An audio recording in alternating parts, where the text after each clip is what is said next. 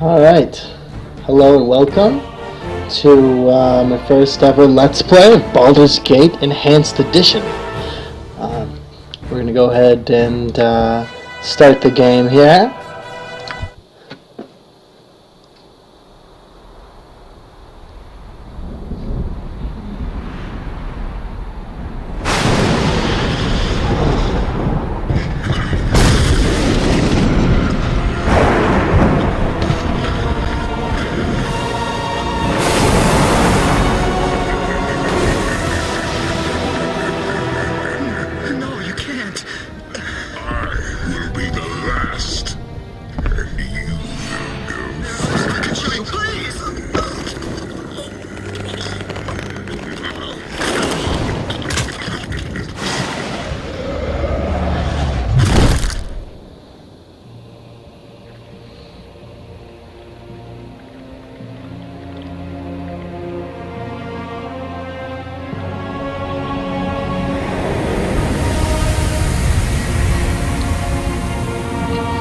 Alright, love that cutscene. Definitely a lot better than the original cutscene, which was pretty laughably bad.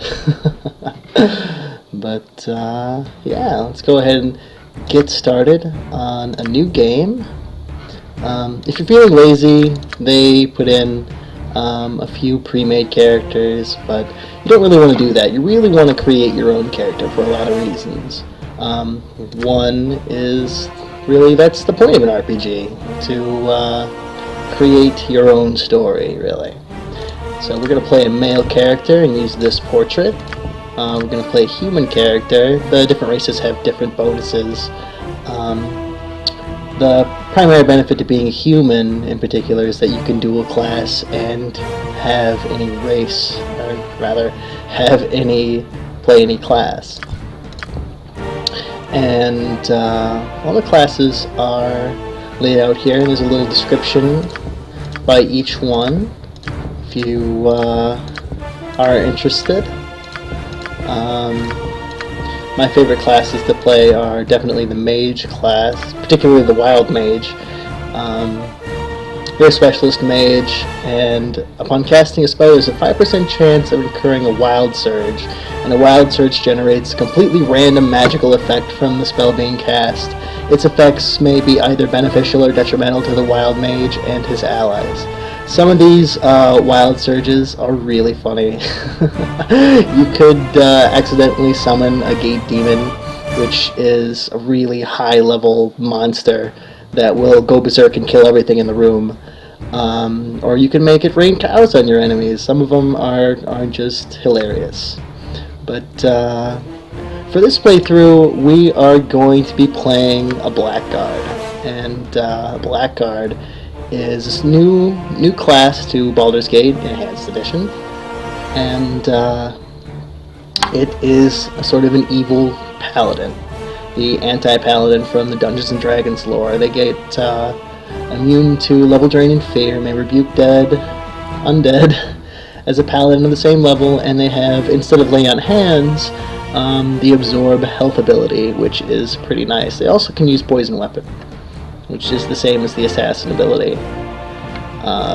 So yeah, we're gonna play a Blackguard, and as a Blackguard, your alignment is restricted to any evil, so we're going to be lawful evil. And then we choose our abilities. Now this is sort of an interesting mechanic. Instead of getting a set of abilities, you can roll to get higher ones over and over again, and you can pretty much do this until the cows come home. And there's a little store button so that you can recall if you want better rolls later. But for now, we're just going to go ahead and leave these kind of low and then power up everything else, because every other ability, every other stat rather, is important, and intelligence and wisdom are pretty negligible for Blackguard, for any kind of fighter really. Strength, of course, is important because that'll make you hit harder and carry more. Dexterity is important because it increases your armor class and makes it easier to hit things. Constitution will increase your hit points, and charisma will make it so that you get better prices in shops, which is always important. Intelligence and wisdom affect some things, but it's not really important enough for me to worry too much about these points. So we're gonna move on and choose our skills. Here is where you pick your proficiencies, and proficiency is pretty important in Baldur's Gate because putting points into what weapons you can use makes it easier to hit things with them. You get more damage. So what we're going to do is we're going to dump all our points towards using a two-handed sword. We're going to put 2 for the two-handed sword proficiency, and then 2 more for two-handed fighting style, which will make us as good as we can be using a two-handed sword straight out the gate. Now you can change your appearance. I like that. I'm just going to leave him with green hair. We're going to pick a voice. Get over here! Yeah, and we're going to use that voice. And now we name.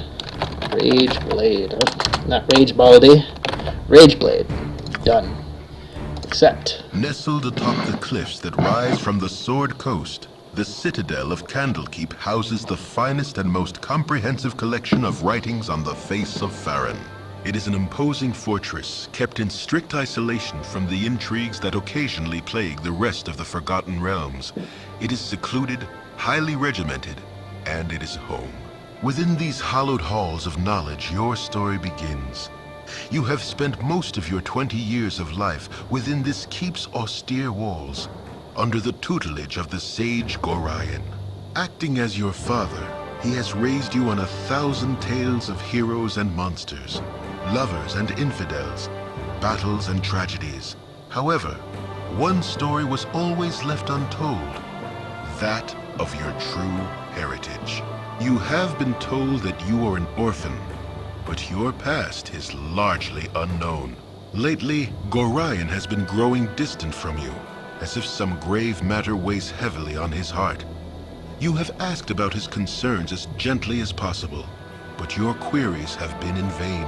Your sole comfort is the knowledge that he is a wise man, and you know he will tell you when the time is right. Nonetheless, his silence is troubling, and you cannot help but feel that something is terribly wrong. Today, Gorion has appeared more agitated than ever, and now he has uncharacteristically interrupted your chores in the middle of the day, imparting hurried instructions for you to equip yourself for travel. He has handed you what gold he can spare, but given no clue as to why. Nevertheless, you now stand before the Candlekeep Inn, ready to purchase what you need for an unplanned and unexpected journey. Alright, and I think that's going to about do it for this video. If you'd like it, if you're interested in watching me explore Candlekeep and get into the rest of the main game here, subscribe, leave a like, all that sort of thing. Thanks for watching. I'll catch you guys next time.